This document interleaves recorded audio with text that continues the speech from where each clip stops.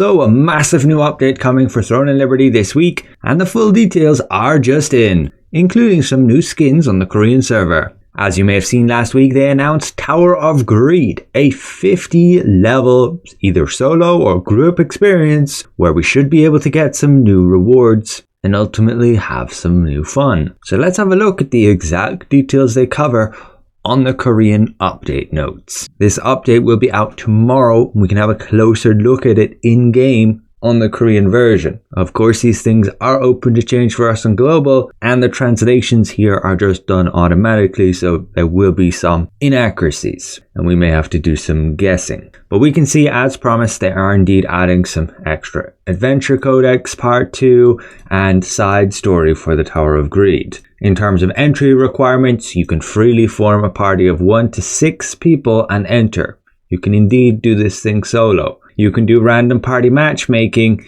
and you do a party of 3 people. You will need a minimum requirement of 5,500 combat power and to have completed that side story, which should be available in our exploration codex. Now, the Tower of Greed consists of like 5 stages, and on average each stage has 10 floors. So that's a total of 50 floors. You can enter at one of these boundaries, which is the initial area of one of these stages. And in order to successfully conquer a floor, you must handle the greed required at that floor. So this is like a resource you have to collect before you can proceed on. But looking at in terms of rewards, there's this Orb of Greed. This will be where greed accumulates from rewards obtained from the Tower of Greed.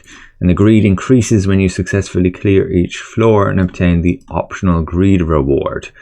There are also some breakthrough rewards, which shows like some unlock stones, resonance fragments, and what appears to be like a new currency. These breakthrough rewards are automatically obtained when you successfully clear each floor. And when you break through a floor, greed will accumulate in the Orb of Greed, and you will also receive a breakthrough reward. Then the greed reward. The greed rewards are rewards that players can optionally obtain when they successfully clear a floor, and after successfully clearing each floor you will receive a greed reward, which will add each additional greed to the Orb of Greed. This all seems a little bit convoluted, but I guess we'll see it a bit more detail in game later. There is then the Orb of Greed Engraving and Purification. So the engraving is where players can imprint the Orb of Greed, increasing its depth and growing it.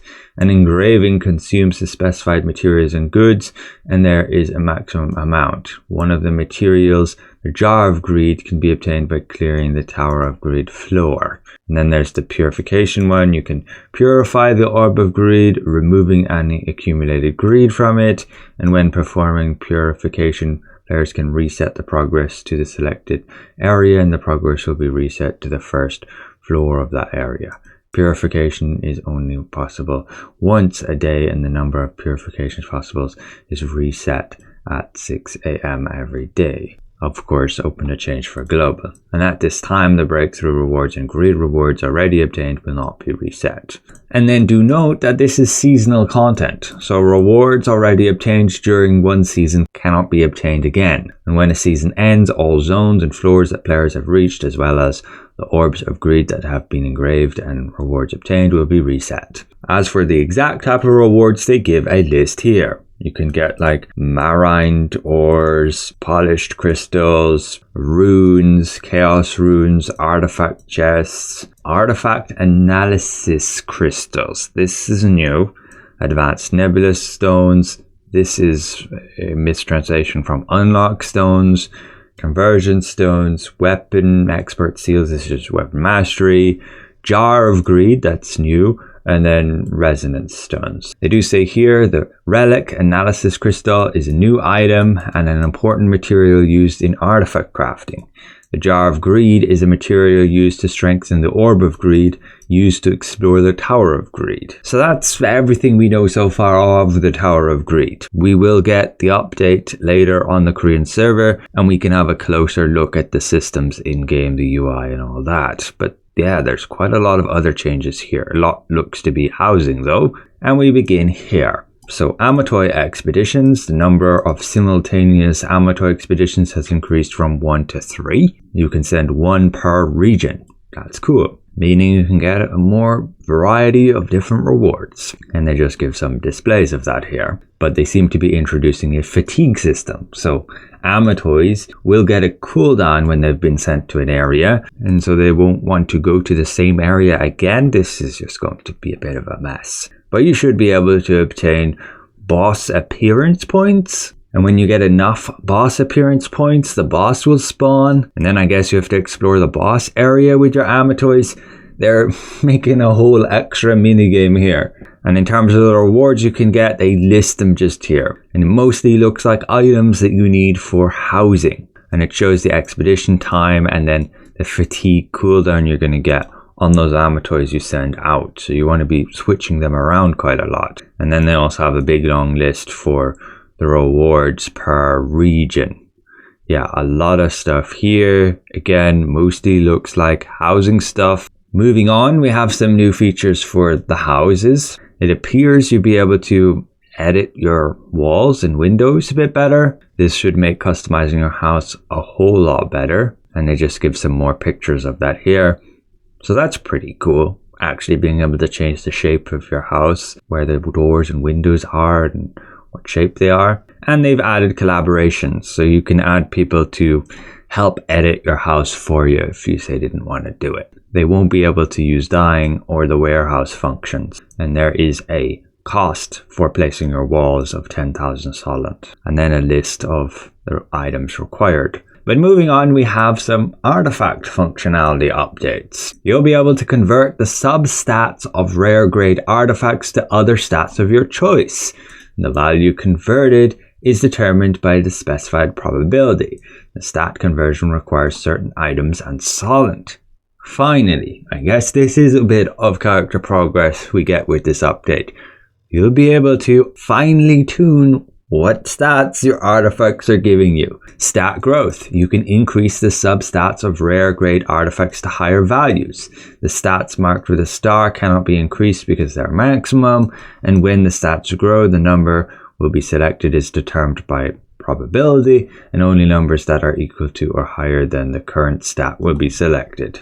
Stat growth requires certain items and solent. It doesn't show the amounts, but these are the new ones we're getting from the Tower of Greed also here. And then finally an actual use for Marine ores again. But then we get some weapon changes. These are just tooltip updates and fixes. Functionality behavior stays the same, but the text did not clearly state what was going on. They do mention a shield change here, where they fixed an issue where some shields would go into standby when the same shield effect was applied, and would be applied when the existing shield was destroyed. For the longsword, they're simply updating the tooltips, adds a weakening effect that reduces movement speed, rather than just gives that movement speed reduction. Similarly here, it's rephrased to adds a weakening effect to reduce shield defense. And same here, adds a weakening effect to reduce endurance. And also here. And for Bastion, they did update the tooltip to show the proper amount of damage reduction you're getting from it. So more updates here, just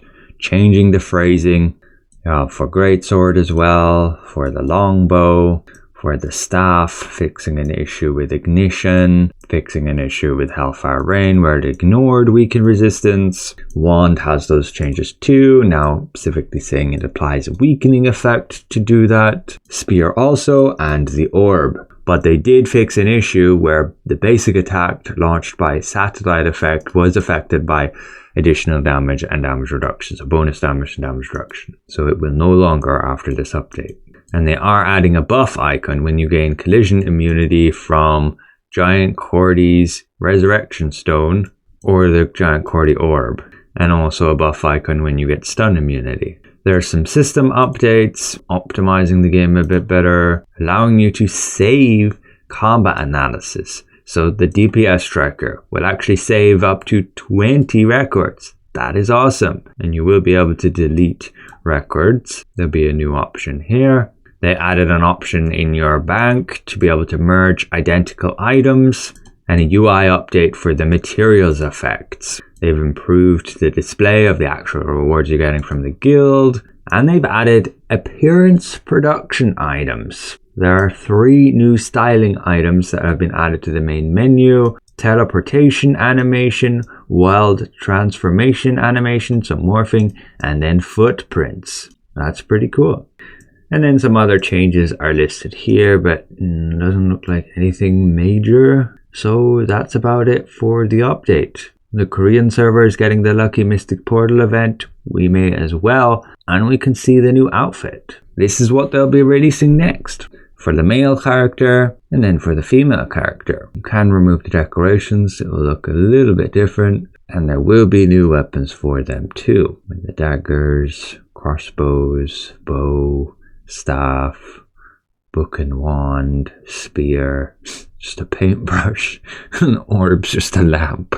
And it looks like they'll be coming out with a morph to fit those skins. Along with that, there'll be some new housing furniture available. And that's it. This will be the big January update. And we will be getting this Thursday, January the 29th, as at least promised by Tico. The next major update will be all the way in March, late March, as said here, with new dungeons, new gear slot, new battlegrounds map. So it'll be a while before we get something new on from this Tower of Greed. And the main incentive for the Tower of Greed is to be able to get the currency to customize your artifacts, to min-max the stats they give.